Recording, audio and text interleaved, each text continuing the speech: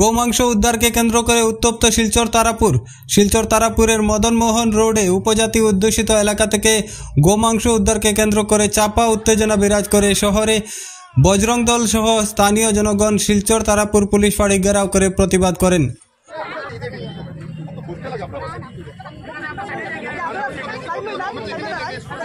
আজকের আরো একটি বড় খবর, পবিত্র ঈদ উজ জোহার পবিত্র দিনে সোমবার উত্তপ্ত হয়ে ওঠে তারাপুরের মদনমোহন রোড এলাকা। একজনের ঘরে গোমাংস উদ্ধারের ঘটনাকে কেন্দ্র করে এলাকায় তীব্র চাঞ্চল্যের সৃষ্টি হয়। খবর পেয়ে বজরং দল সহ অন্যান্য হিন্দুত্ববাদী সংগঠন এবং স্থানীয় জনগণ এলাকায় উপস্থিত হয়ে অভিযুক্তকে গ্রেফতারের দাবি জানান। এদিকে স্থানীয় মহিলা সহ পুরুষ রাস্তায় নেমে প্রতিবাদ সাব্যস্ত করলে পরিস্থিতি উত্তপ্ত হয়ে ওঠে।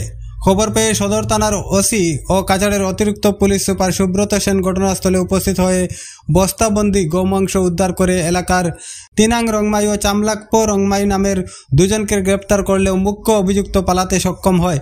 এদিকে ক্ষুব্ধ জনগণ সহ হিন্দু সংগঠনের কর্মকর্তারা ঐক্যবদ্ধ হয়ে তারাপুর থানা ঘেরাও করেন। দীর্ঘক্ষণ চলে বিক্ষোভ প্রদর্শন ও বিভিন্ন স্লোগান। পরিস্থিতি নিয়ন্ত্রণে আনতে তারাপুর থানা এলাকায় মোতায়েন করা হয় বিশাল কমান্ডো বাহিনী ও পুলিশ বাহিনী। টানা অনেকক্ষণ প্রতিবাদ চলাকালীন ক্ষুব্ধ জনগণ মুখ্য অভিযুক্তকে গ্রেপ্তার করার জোরালো দাবি জানান।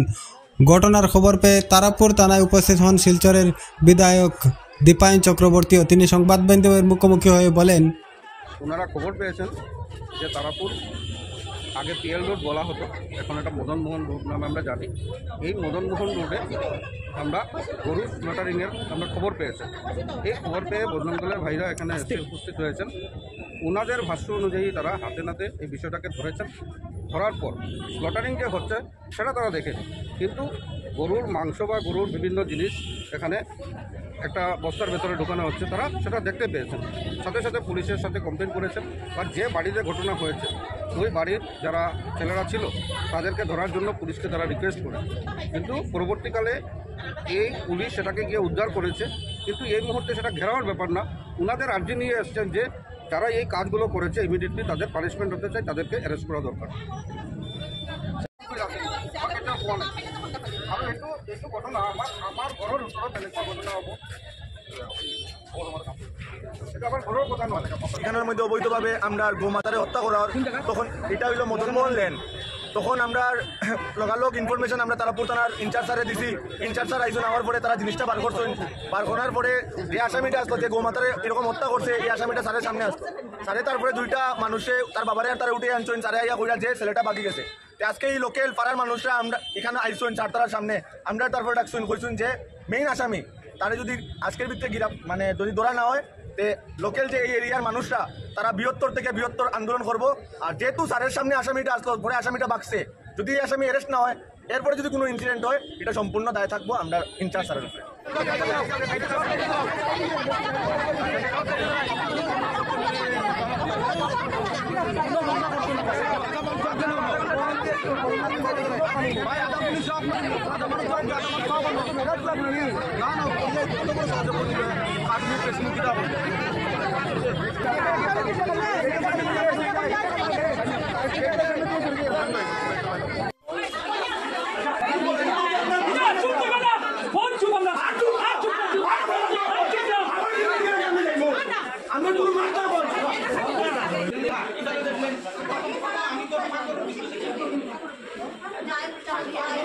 I'm